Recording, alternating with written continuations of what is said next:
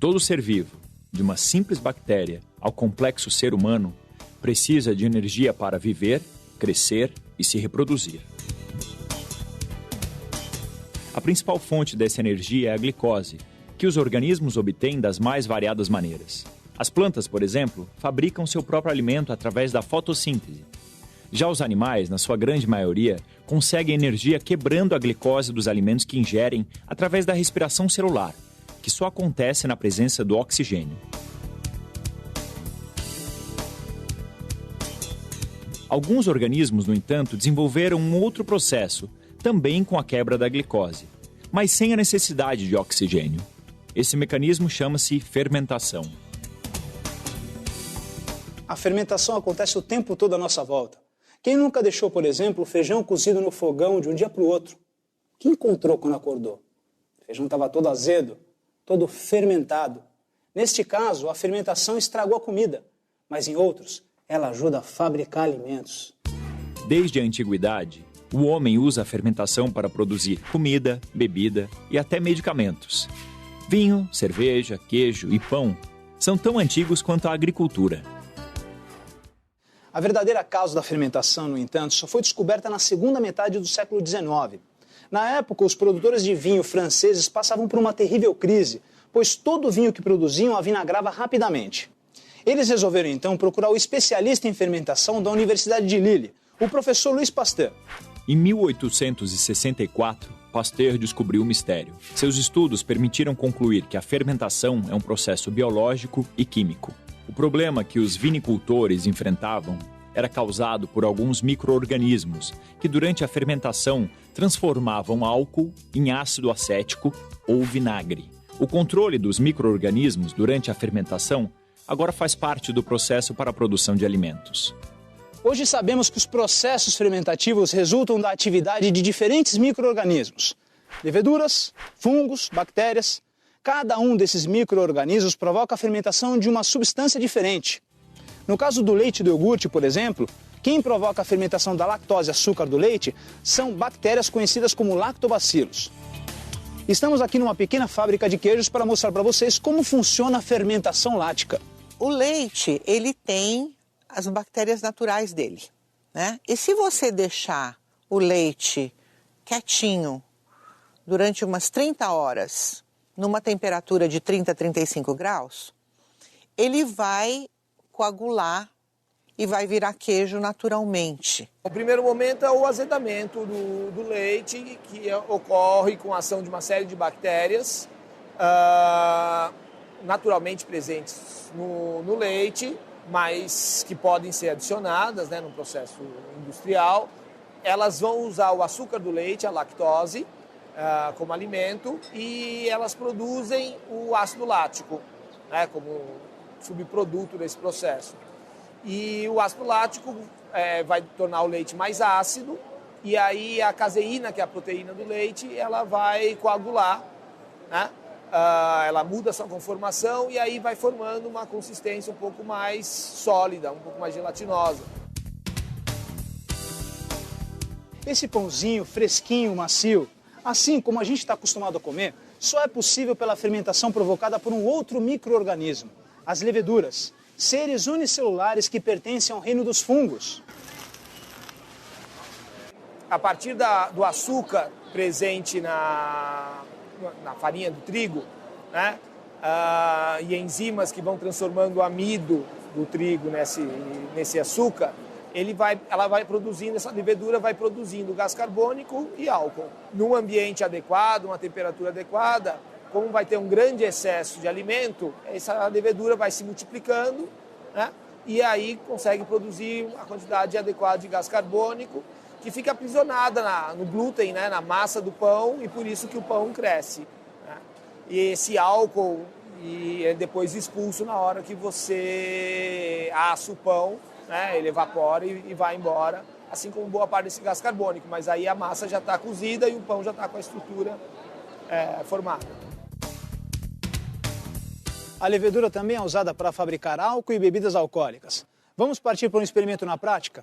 Quem não gosta de uma garapa tirada na hora? Caldo de cana é energia pura. Eu gosto, acho gostoso. Bem doce, né? Primeiro que é uma tradição, né? Dá uma animada. Além de ser uma fonte de energia, ele tem um sabor bacana, agradável. Opa, obrigado.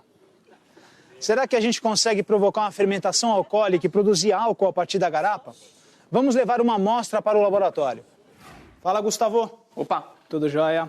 Aqui está a garapa diretamente da feira. Bom, agora eu quero saber como é que se produz álcool a partir do caldo de cana. É muito simples. Tudo que a gente vai precisar é do caldo de cana e do fermento biológico, desse que compra na padaria ou no mercado. Ah, o Saccharomyces cerevisiae? Exatamente.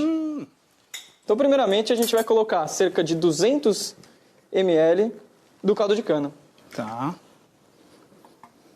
E a gente vai colocar esse caldo de cana, então, dentro de um recipiente de 2 litros. Perfeito. No caso, a gente vai usar um Erlenmeyer, mas pode ser qualquer recipiente, uma garrafa PET ou qualquer coisa do tipo. Tá. Para essa quantidade de caldo de cana, a gente vai usar mais ou menos 10 gramas de fermento biológico. Bom, agora vamos misturar isso aqui. Agora a gente vai tampar esse recipiente com uma rolha furada, de onde sai essa mangueira que vai ser colocada dentro dessa solução. Essa é uma solução saturada de hidróxido de cálcio, popularmente conhecida como água de cal, que eu preparei simplesmente dissolvendo o hidróxido de cálcio em água. Mas ela também pode ser feita se dissolvendo a cal em água. E por que tem que montar desse jeito? A reação de fermentação produz 2 substâncias, o álcool e o gás carbônico. O gás carbônico produzido vai sair por essa mangueira aqui e quando entrar em contato com o hidróxido de cálcio dessa solução, vai produzir carbonato de cálcio, que vai provocar um turvamento dessa solução. Ah, perfeito. E quanto tempo demora? Para essa quantidade que a gente colocou, acho que umas 4 horas. 4 horas? Eu acho que dá tempo de comer um pastel. E tomar uma garapa. Opa! Vamos lá.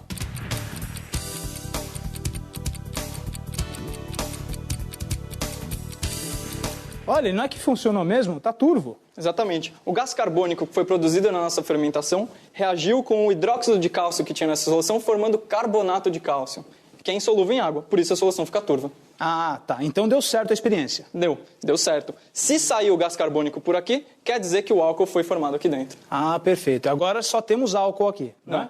O que a gente tem aqui é uma mistura conhecida como vinhaça, que é uma mistura de álcool, água e os demais componentes do caldo de cana. O que a gente precisa fazer agora é separar o álcool dessa mistura. E como é que a gente separa o álcool dessa mistura? Bom, a gente usa um processo de separação de misturas conhecido como destilação. A destilação é uma técnica de separação de misturas baseada na diferença dos pontos de ebulição das substâncias.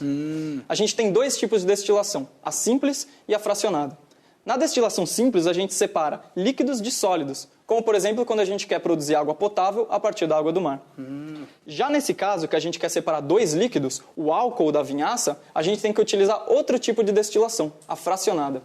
Tá. E como é que funciona o processo? Primeiro, a gente tem que montar uma aparelhagem diferente para fazer esse processo e colocar a vinhaça dentro desse sistema. Essa aqui é a aparelhagem de destilação fracionada montada. A nossa vinhaça, que foi obtida a partir da fermentação do caldo de cana, foi colocada aqui, neste balão. Então aqui a gente tem uma manta de aquecimento que vai fazer o aquecimento desse sistema. E o que falta agora, Gustavo? Bom, só falta a gente ligar a nossa manta de aquecimento e começar a destilação. Opa, vamos lá.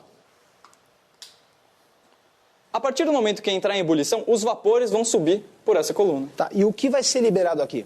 Por aqui vão sair uma mistura de vapor d'água e vapor de álcool. E eles vão entrar nessa coluna que é chamada de coluna de fracionamento.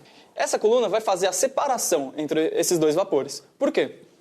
A água tem uma temperatura de ebulição maior que a do álcool. Portanto, antes de chegar aqui em cima, ela vai condensar e vai voltar para o nosso sistema. Entendi. Já o álcool, por ter um ponto de ebulição menor, consegue subir toda por essa torre e entrar aqui no nosso condensador. Quando ele entra no condensador, então aqui, vai ocorrer a condensação desses vapores de álcool. Aqui por fora, a gente vai ligar uma bomba de aquário para passar água por fora desse sistema. E a água que vai fazer essa troca de calor entre o vapor e o ambiente. O vapor, quando troca o calor, se condensa formando álcool líquido, que vai descer por aqui e ser recolhido nesse Erlenmeyer. Ah, tá. Ele passa de gasoso para líquido de novo. Exatamente. E aqui a gente tem o álcool. Nossa, é muito interessante, né? Os líquidos estão realmente sendo separados. Sim. É um método simples e eficaz. Sim, por isso que esse mesmo método é utilizado na separação dos vários componentes do petróleo. O petróleo é uma mistura de vários líquidos com diferentes pontos de ebulição. Então é utilizado uma coluna de fracionamento como essa, só que feita de aço com dezenas de metros de altura.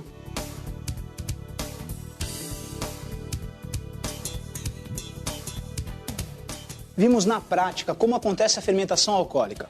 Conseguimos produzir álcool a partir da garapa com auxílio da levedura Saccharomyces cerevisiae. Diferentes linhagens dessas leveduras são utilizadas na fabricação de vinhos e cervejas, bem como em praticamente todas as bebidas destiladas.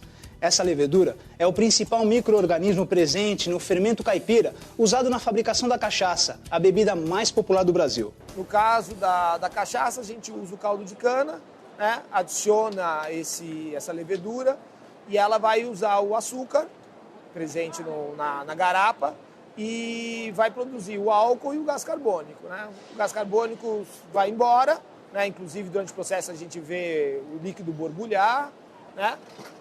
E o álcool vai se concentrando. Depois que a garapa fermenta, para obter uma bebida com maior teor de álcool é feita uma destilação, né? Esse líquido é aquecido, né? E esses vapores vão ser condensados, em geral num alambique que é feito de cobre. De Pasteur até hoje, muito se descobriu sobre fermentação e suas aplicações na indústria de alimentos, combustíveis e medicamentos. Mas ainda tem muito para se conhecer. As possibilidades de aplicação crescem a cada novo conhecimento adquirido, o que pode melhorar a vida de todo mundo. Bons estudos!